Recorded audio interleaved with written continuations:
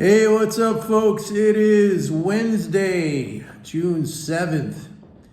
Today we had this crazy phenomenon here going on in New York City. The entire city, actually this entire region, was blanketed in thick smoke coming from wildfires in Canada. And I guess the conditions with the wind and the atmosphere, it just brought everything down here, and it was really weird, man. Like this morning, I mean, the sky was just brown. I went out, at around 4:30 to do my run, and I didn't smell anything at the time, but later on it got really, really intense.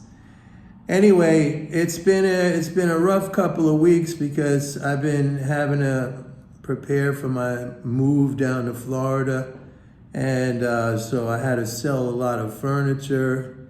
There's an app called OfferUp. It's not bad. I got rid of a bunch of stuff there, and then I had to pack everything up. I had no help, and this is a big apartment, and it was just that, plus I had to do my work, for MMT Trader and Zombie and all those other things, and send out emails, but I think I got it done. I think I got it all done. Anyway, today, another kind of quiet day. Look, we're gonna be leading up to what I've been telling you, the June 15th corporate tax drain. And so we're gonna start to see a pickup in selling on the market. We usually see that as we lead up, and we see that after. Actually, a lot of it comes after. But we see that to the lead up of these quarterly drains, because I guess, companies raise cash to pay their taxes or whatever. So this is just a regular quarterly phenomenon. I've spoken about this so many times that these are not things to really get worried about. I mean, because taxes are spent right back into the economy by the Treasury. So, I mean, it's kind of like a recycling of that money. I mean, you might not get it back directly, but it goes back into the economy. And presumably, if you made it in the first place, if you're smart enough and savvy enough that you made it in the first place, you're going to continue making it, because what you should be concerned with is just that, that swimming pool stays filled up. As long as that swimming pool stays filled up, then there's money to be made, there's jobs to be had, and stuff like that. I'm not saying it's easy. Making money is never easy. It's like when I watch Instagram, it makes me go bonkers, because everyone has these plans, like they're selling these courses and these things and these programs and these algorithms. Some of them are about the market, some of them are about real estate investing. I mean, you name it, and they're all like, we made a bazillion dollars and it's so easy, and just follow our plan. And it's just like, I don't know, man. Social media is just a bad influence. It is just a bad influence. And I'm sure, they're very enticing, these things. I find myself sometimes clicking on them, but then I don't go through with it, just because I'm curious. I'm curious about these ads, and they're well put together. They really are. So we got to get through this period of tax drain. The fiscal flows they're excellent. We're talking about right now in June through June 6th, you're looking at a trend towards a 630 billion month. And a lot of this is coming, again, the irony of this is it's coming from the interest rate hikes. And that's just increasing the amount of government transfers via that interest channel. And now when the Treasury is going to issue like billions in new T-bills, so the discount on T-bills is just going to go through the roof. I mean, that's money added to the economy. So, like I keep saying, the irony of it and the humor of it is because these monetarist zombie freaks from day one, going back to whatever was March 16th, 2022, when the Fed first started raising interest rates, it was like Armageddon, like all hell was going to break loose, and that's it, and we're going in a recession, and everything's going to collapse, and it's going to be terrible, and it's going to be the worst situation since the Great Depression. And I kept saying, that's not what's going to happen. I mean, you're literally, and I gave examples. I said during the Reagan administration, the first Reagan administration, because of Volcker's rate increases, government interest income transfers were the highest item on government outlays. I mean, they were huge. And that's what started the rebound in the economy. Actually, that's what started a bull market that has lasted up until now, basically. This is a correction in the bull market, and it's going to continue. I mean, you would have to worry about something like what Clinton did. If there was a president and a Congress that said, okay, what we're going to do? We're going to balance the budget. I'd be right away out on it. And that was passed. If a bill like that was passed and that became law, like we're going to balance the budget, I just, skedaddle right out of the stock market as fast as you could say skedaddle. I'd be out, man, because that's not what you want to see happen. And that's not happening with, 600 plus billion a month in leading spending flows. I don't care what the taxes are. We're still running a deficit. It's going to end up between probably 5 to 6% of GDP. Right now, it's like a little over, it's like 4.3% of GDP. It's like $1 trillion, 1.12 trillion.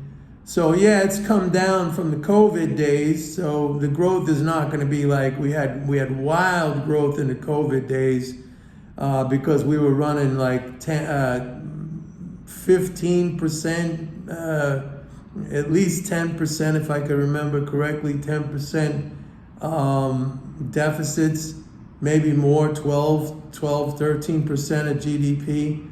So now we're going to be down, like half that level. So you're not going to see 10% GDP growth. You might not even see 5%, but you're going to see, your average GDP growth of like 2.7 to 3.5. And that's fine. I mean, we've run on that. The economy has run on that for like 30 years. And I mean, go back 30 years and look at where the stock market was. So, I mean, you're basically looking at the same monetary and fiscal conditions. Some things might have gotten like redistributed a little bit more from one sector into another sector. Some of the things I'm not really too happy about. I think there's been too much transfer to the so-called FIRE sector, that's finance, insurance, real estate, as opposed to, real assets. I mean, we need a bigger infrastructure bill, which we didn't get. The environmental stuff, healthcare, definitely, education, all that stuff. And we've seen a huge investment into basically war, into defense spending, and that was one of the things in this new budget deal that that Biden just signed. Like they're not going to be touched.